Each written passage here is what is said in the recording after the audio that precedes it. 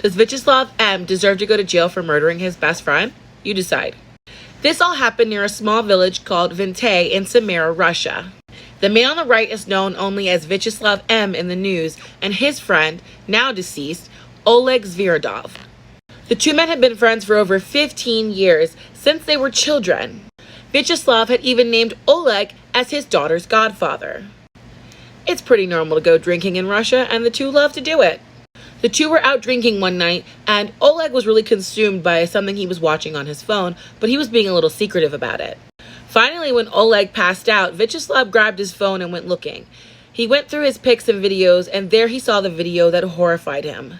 It was a video of Oleg assaulting Vyacheslav's 8-year-old daughter. Vyacheslav immediately confronted his now former best friend, and the two got into a fight, but Oleg managed to get away from him. Vyacheslav took the phone to the police, and they recovered several other videos of 3 other children from the village, including his ex-girlfriend's younger daughter and several different clips of Oleg assaulting his goddaughter. These children ranged from 6 to 11 years old. Nobody had any idea, and Oleg had been babysitting the girls since they were young. The police launched a manhunt looking for Oleg, but it wasn't the police that found him. It was Vyacheslav about a week later. Now, according to reports that Vyacheslav made to the police, he said he was in the forest outside of Vintay looking for him. And we're not entirely sure why Vyacheslav had a knife, but at some point during the argument they had, he said that Oleg stumbled into his knife, enough times for it to end his life.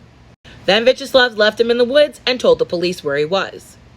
Only the detectives don't really believe Vyacheslav's story here. See, it's not that cold in Samara, Russia right now. Think like 40s at night, 70s during the day. And when they found Oleg, he wasn't as fresh as Vyacheslav made it seem. The detectives think that Vyacheslav may have killed him the night that he saw the video and just stashed him in the woods until later. Initially, when the story was first reported on September 3rd, 2021, Vyacheslav was detained and in prison pending an investigation, but then what happened was nothing short of amazing.